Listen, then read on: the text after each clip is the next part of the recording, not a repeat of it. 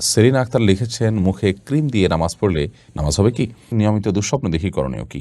নানি বা দাদির দুধ সন্তানের সামনে পর্দার বিধান কি? স্বামী স্ত্রী একসাথে জামাতে ফরজ নামাজ পড়তে পারবে কিনা? যদি পারে তাহলে কি একামত দিতে হবে? তাছাড়া অন্যান্য নফল নামাজ কি জামাতে পড়তে পারবে? লটারির মাধ্যমে বিদেশ যাওয়া কি জায়েজ হবে? বিবাহের সময় কনেকে কেউ কবুল বলতে বলে নাই, কনেও কবুল বলে নাই, অন্যান্য আনুষ্ঠানিকতা সম্পন্ন হয়েছে, কনের সম্মতিতে বিয়ে হয়েছে, বিয়ে শুদ্ধ হয়েছে, না হলে করণীয় কি? আমার কাছে কতটুকু স্বর্ণ থাকলে আমার যাকাত দেয়া লাগবে? রমজান মাসে পিল খেয়ে রোজা পুরা করা যাবে কিনা? এমনি জিহাদ মিয়া আপনি লিখেছেন, যৌতুক না নিলে বাপ মা খোঁচাবে কিংবা অনেক কথা শোনাবে, আর যদি বিয়ের আয়োজনে খাওয়া দাওয়ার ব্যবস্থা আমি নিজে করতে চাই তাহলে বাড়ি থেকে বের করে দিবে, বলবে বিয়ের আগেই শ্বশুর বাড়ির টান। আমার বাবা মা আমাকে অনেক আদর করেন এবং ভালোবাসেন, আমি তাদের ভালোবাসি, সেক্ষেত্রে আমি তাদের কথার বিরুদ্ধে যাওয়া অসম্ভব হবে। এখন আমার করণীয় কি? যে নামাজ পড়ার সময় একই রুমে মোবাইলে অন্য কেউ যদি গান শুনে তাহলে কি আমার নামাজ হবে? আমি নতুন বাড়ি করেছি, এখন নতুন বাড়িতে উঠতে কি মিলাদ দিতে হবে? মহিলাদের শারীরিক সমস্যা থাকার কারণে পিরিয়ড 5 দিনের দিন মনে হয় ভালো হয়ে গেছে, কিন্তু নামাজ পড়ার পর দেখা যায় সমস্যাটা আছে। কোন কোন সময় 6-7 দিনও থাকে। অবস্থায় করণীয় কি? শিশুদের খাবার খাওয়ানোর সময় কার্টুন দেখানো যাবে কিনা? খেজুর ও শশা কোন পদ্ধতিতে খেলে স্বাস্থ্যবান হওয়া যায়? হাদিসের আলোকে দয়া করে জানাবেন। আমি টয়লেটে গেলে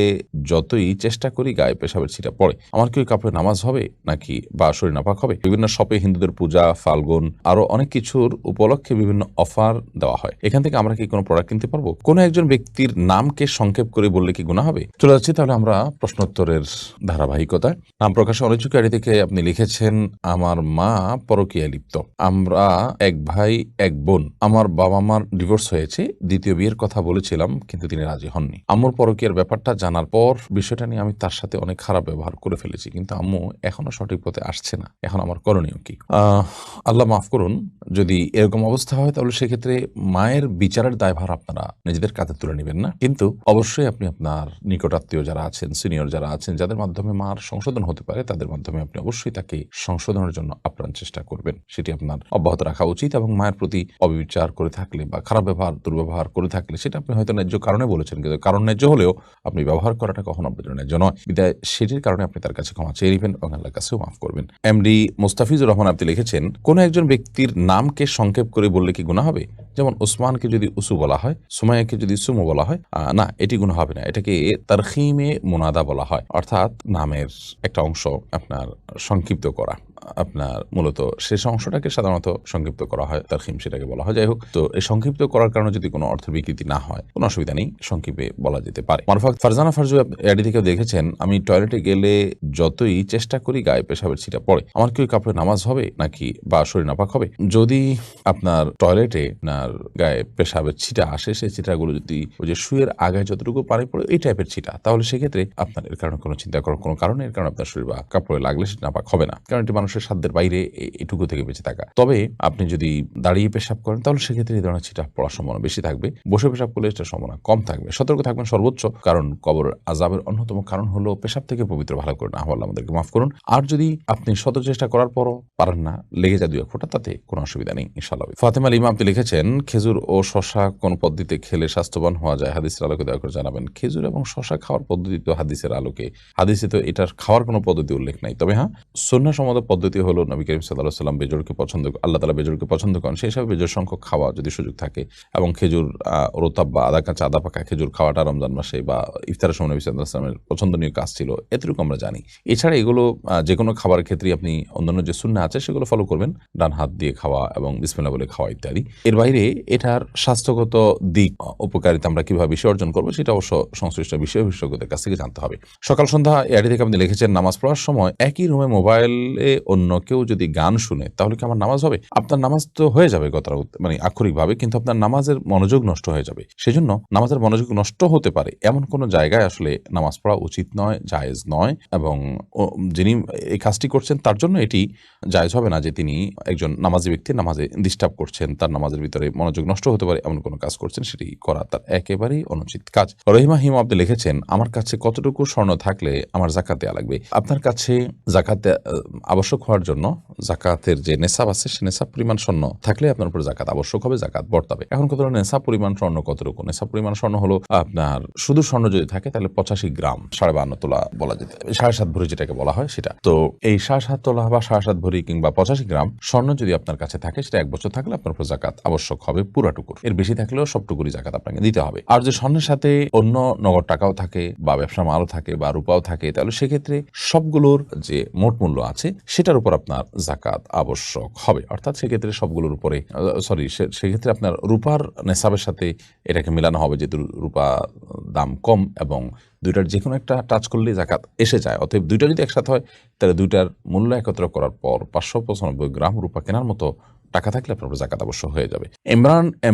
ইমরান আলী আপনি লিখেছেন, শিশুদের খাবার খাওয়ানোর সময় কার্টুন দেখানো যাবে কিনা? খাবার খাওয়ানোর সময় যদি আপনি কার্টুন দেখান, কার্টুনগুলোতে ম্যাক্সিমামই আজকাল মিউজিক থাকে। এই যে মিউজিক থাকে সেজন্য কিন্তু এই ধরনের কার্টুন দেখা বাচ্চাদেরকে দেখানো জায়েজ নয়, গুনাহের কথা। কারণ আপনি সেখানে মিউজিকের যে গুনাহ হারাম সেটিতে লিপ্ত হয়ে যাচ্ছেন, বিধায় সেটি জায়েজ নয় এবং এর কুপ্রভাব বাচ্চাদের উপরে পড়ে। মনস্তাত্ত্বিকভাবে বাচ্চারা দিন বিমুখ হয় এবং ফাসিকি মানসিকতা তাদের মধ্যে তৈরি হয়, ইত্যাদি নানা কারণে এরকমটি করা জায়েজ নয়।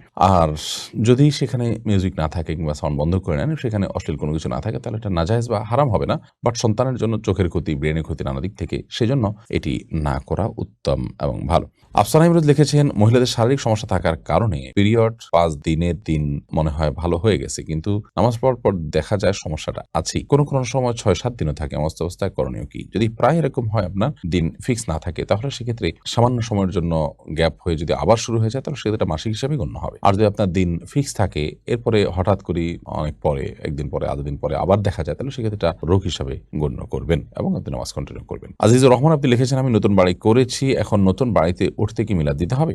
আপনি নতুন বাড়ি তৈরি করেছেন, বিসমিল্লাহ বলে আল্লাহর নাম নিয়ে আপনি সেখানে বসবাস শুরু করবেন এবং এই বাড়িতে আল্লাহর ইবাদতবন্দি করবেন, কোরআন তেলাওয়াত করবেন, দোয়া দুরূদ পড়বেন এবং কোনো গুনাহের কাজ করবেন না, এটা আপনার দায়িত্ব, বা শেষ। এর বাইরে নতুন বাড়িতে উঠতে হলে মিলাদ দিতে হবে এরকম কোনো কথা কোরআন হাদিসে কোথাও বলা হয়নি, বিধায় নতুন বাড়িতে উঠলে সবাইকে দাওয়াত দিয়ে মিলাদের অনুষ্ঠান করা কোরআন হাদিস কর্তৃক নির্দিষ্ট কোনো কাজ নয়। তবে আপনি এমনিতে আত্মীয়স্বজন দাওয়াত দিয়ে খাওয়াচ্ছেন, আনন্দ করছেন বা উদ্বোধন করছেন সবাইকে নিয়ে, সেটি একান্ত আপনার ব্যাপার। কিন্তু যখন আপনি মিলাদ দিচ্ছেন, সেটা ইসলামের ব্যাপার হয়ে যাচ্ছে। ইসলামের ব্যাপার যখন হয়, তখন ইসলামে যদি নির্দিষ্ট না থাকে, তাহলে সেক্ষেত্রে ইসলামের ব্যাপার বানিয়ে নেওয়া এটা হলো রীতিমতো বিদআত এবং গুনাহের কথা। ইকবাল রাজা আপনি লিখেছেন, রমজান মাসে পিল খেয়ে রোজা পুরা করা যাবে কিনা? পিল খেয়ে রোজা রাখলে, যদি আপনার মাসিক বন্ধ করে রাখলে যদি আপনার কোনো শারীরিক কোনো ক্ষতি না হয়, কোনো বড় কোনো সাইড এফেক্ট না পড়ে, তাহলে সেক্ষেত্রে এটা জায়েজ হবে। তবে সাধারণ অবস্থাতে আল্লাহ তাআলার ফয়সালাকে মেনে নেওয়াটাই উত্তম বলবো আমরা। কোনো কারণে যদি মনে হয় যে এই রোজাগুলো আমি পরে আবার রাখতে পারি কি না পারি, বা আমি এই সময়ের ইবাদতবন্দিগিটা মিস করব, এই কারণে আমি চাচ্ছি না মিস করতে, তাহলে আপনি পিল খেয়ে রোজা রাখতে পারেন, যদি এর কারণে আপনার শারীরিক কোনো সাইড এফেক্ট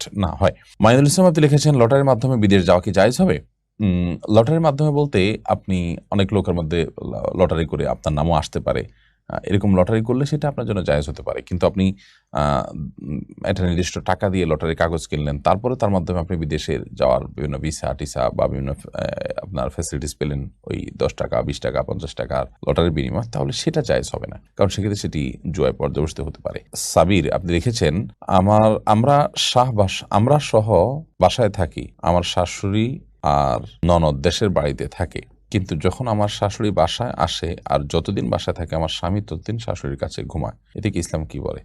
আপনার প্রথমে বোধহয় টাইপিং মিস্টেক আছে। যাই হোক, আপনি যে প্রশ্ন করেছেন, মূলত সে প্রশ্ন উত্তর হলো যে আপনার শাশুড়ি যখন আপনার বাসায় আসে, তখন শাশুড়ির সাথে আপনার স্বামী যদি ঘুমান একই বিছানা, তো সেটা ইসলাম দৃষ্টিকোণ থেকে নির্দেশিত কোনো কাজ নয়। ইসলাম এভাবে এই লাইফস্টাইল নির্দেশ আমাদেরকে করে না, বরং সন্তানের বয়স 10 হওয়ার পরেই তাকে পৃথক বিছানায় শোয়ার জন্য ইসলাম নির্দেশ করে। বিধায় একজন প্রাপ্তবয়স্ক ছেলে তার মায়ের সাথে একই বিছানায় ঘুমোতে যাবেন না। যদি একই বিছানায় কোনো কারণে ঘুমোতে হয়, তাহলে সেক্ষেত্রে আপনার একই কম্বলে, একই কাঁথার নিচে অবশ্যই ঘুমানো জায়েজ হবে না, এবং মাঝখানে বালিশ বা অন্য কোনো কিছু দিয়ে, যদি এরকম নিরুপায় হয়, অনেক সময় দেখা যায় অনেক মেহমান থাকার কারণে বা নানা কারণে এমন পরিস্থিতি তৈরি হয় যে এটি ছাড়া কোনো উপায় থাকে না, তাহলে সেক্ষেত্রে এটা ভিন্ন বিষয়, বাট শরীর দৃষ্টিকোণ থেকে এটা নির্দেশিত বা ভালো কোনো কাজ নয় সাধারণ অবস্থাতেই। সেরিনা আক্তার লিখেছেন, মুখে ক্রিম দিয়ে নামাজ পড়লে নামাজ হবে কি? মুখে ক্রিম দিয়ে নামাজ পড়লে নামাজ হয়ে যাবে, কোনো অসুবিধা নেই। ক্রিম, লোশন বা কোনো প্রকার ওয়েল ইত্যাদি পাক পবিত্র যদি হয়, তাহলে সেক্ষেত্রে এটা ব্যবহার করলে নামাজের কোনো ক্ষতি হবে না ইনশাআল্লাহ। তার বিবাহের সময় কনেকে কেউ কবুল বলতে বলে নাই, কনেও কবুল বলে নাই, অন্যান্য আনুষ্ঠানিকতা সম্পন্ন হয়েছে, কনের সম্মতিতে বিয়ে হয়েছে, বিয়ে শুদ্ধ হয়েছে কিনা, না হলে করণীয় কি?